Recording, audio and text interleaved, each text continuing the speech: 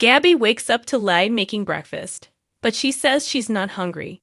He interjects some Spanish as he says he understands her upset over Stefan, but he is her husband and she should live in the present. She snarks that his bad attempt at Spanish is condescending and hurts her ears. He pledges to show her over the next 6 months that he is the man she belongs with. Lai serves chilaquiles, using a bad French accent this time. She reluctantly eats and allows that they're okay. Lai suggests they go outside and enjoy the unseasonably warm weather. Gabi refuses. He knows she has room in her heart for forgiveness. He wants to help her find it. She relents but makes him promise no hand-holding or bad attempts at any other languages. He's just happy to spend the day with her, no matter what the rules. After they change, Lee finds Gabi on the phone. She tells him Ari's school is having trouble transferring her records to New Zealand, and she has to go sort it out. Sean runs into Chloe in the square. She shows him a Spectator article about Brady and Eric's arrest. The headline reads, "The Brothers Grimm." Sean tells her there's a sliver of hope in all this because Belle is on the case, Brady's case anyway. They discuss how Eric's fallen to the dark side, and then Sean asks if she'll reunite with Brady. She says their biggest problem isn't Stefan, but Rachel. Belle comes to see her brothers in their jail cell. Considering Eric's recent fall from grace, she's not surprised to see him there.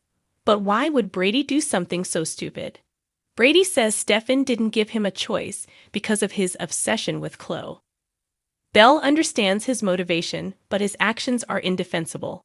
She turns to Eric and says, "What about you, bro? What's your excuse?" Eric declares he helped Brady do what needed to be done. She coldly says his family loyalty runs deep when it comes to his brother, but not so much when it comes to her. Eric can't believe she's making this about her. She reminds him he made it about her when he assaulted her husband and questioned her professional judgment. When Eric assumes Belle will represent him, Belle declares he blew up every bridge between them. So, while she'll represent Brady, Eric is on his own. Brady intervenes when Eric goes off on Belle. He urges her to help their brother. Belle refuses and yells for the guard to release Brady for his arraignment. EJ finds Nicole reading the article about Brady and Eric in the Demira living room. He says what they did to Stefan is old news. Right now, they need to focus on what they're going to do to his brother. As they gleefully plot, Stefan enters. They feign concern and outrage for what the brothers Grimm did to him, but Stefan thinks they did him a favor. He now knows he loves Gabi and only Gabi. He catches them up, including the fact that Gabi decided to stay with her husband. EJ suggests they discuss it over coffee. EJ whispers to Nicole, "Let the games begin," as Stefan not so secretly drugs one of the mugs. After Nicole sips, she tells Stefan the cream is bad.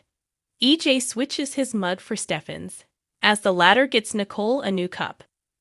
Stefan suggests EJ handle their call with a bank on his own, but EJ thinks it's best they demonstrate their unwavering unity as co-CEOs. Stefan agrees, but then gets a call from Gabi to meet at the park. He gulps his coffee and leaves EJ to stew. Sloane finds Trask at the police station. After the women snipe at each other, Sloane says the DA needs to throw the book at Eric Brady. Trask wonders, "If I put Eric in 3 hots and a cot, who's going to make you hot in your cot?" Sloane asks who blabbed about her and Eric. "Lady Whistleblower," Trask responds. "Who else?" When Sloane expresses confusion, Trask clarifies the Spectator's hot new gossip columnist is her former client, Leo Stark. Sloane reads the column that details the best sex of her life. As Sloane fumes, Belle waltzes in with a handcuffed Brady. She urges Trask not to oppose his release. She points out there's no victim statement from Stefan, so he might not be too upset about what Brady did. After EJ's call with the bank, he and Nicole toast to their continued dosing of Stefan until he screws up so badly, he'll be old news.